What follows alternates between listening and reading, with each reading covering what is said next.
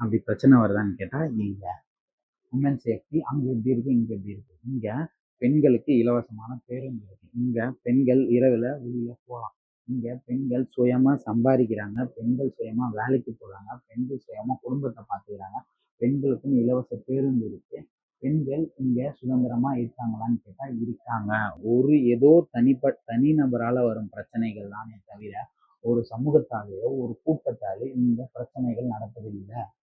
So அதன் அடிப்படையில் நம்ம அந்த விஷயத்த அப்படி பார்க்கணும். இன்னொன்று ரேப் நடக்கும்போது அங்கே ஃபுல்லாமல் எவ்வளோ ரேப் கேசஸ் இருக்குது. அதாவது 2 பேர் சேர்ந்து ஒரு பொண்ணை ரேப் பண்ணிட்டான், 10 பேர் சேர்ந்து ஒரு பொண்ணை ரேப் பண்ணிட்டான், ஒரு சமூகமே சேர்ந்து ஒரு பொண்ணை நிர்வாணப்படுத்தி நடக்குது. மணிப்பூரில் அந்த மாதிரி நிறையா மாநிலங்களில் நார்த் சைடில் நடந்துகிட்டே தான் இருக்குது.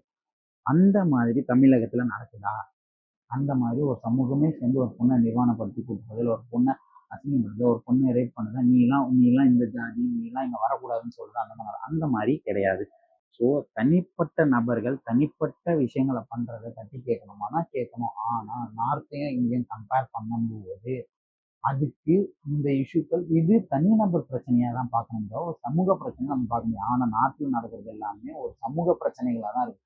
அந்த மாதிரி சமூக பிரச்சனைகள் இங்கே வராமல் இருக்கணும்னா நம்ம பிஜேபியை உள்ள விடக்கூடாது. ஸோ அதுவும் இல்லை. அப்புறம் ட்ரக் விஷயம். இங்கே கஞ்சா அடிக்கிறாங்க, பசங்க எல்லாம் தவறுகளையும் பண்ணுறாங்க, வெட்டுறாங்க, குத்துறாங்க, எல்லாமே நடக்குது. இதுவே நம்ம நார்த் சைடு இந்த கஞ்சாக்கள்ன்றதுலாம் எங்கே வருதுன்னா நார்த்ல இருந்து தான் வருது. இது ஒரு ஹப்பே எங்கே இருக்குன்னா குஜராத்தில் தான் இருக்குது.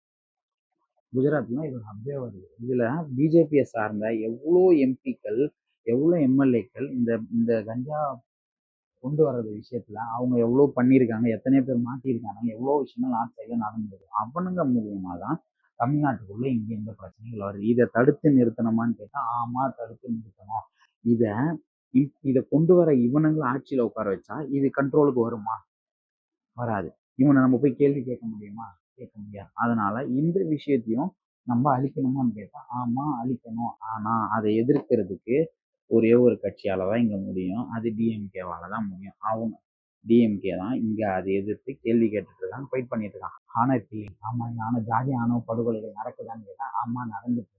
இதை எதிர்த்து இந்த அரசாங்கம் ஏதாவது நடவடிக்கை கொண்டு வந்துச்சா? நடவடிக்கை இன்னும் கொண்டு வரலாம். ஆனால் இதுக்கான தனி சட்டம் இயற்றணும்னு சொல்லிட்டு இந்த விசிக, சிபிஎம், சிபிஐ கட்சிகள் முதலமைச்சரை சந்திச்சு கடிதம் கொடுத்துருக்காங்க. இதுக்கு கீழே ஒரு கமிஷன் போட்டு அந்த விஷயம்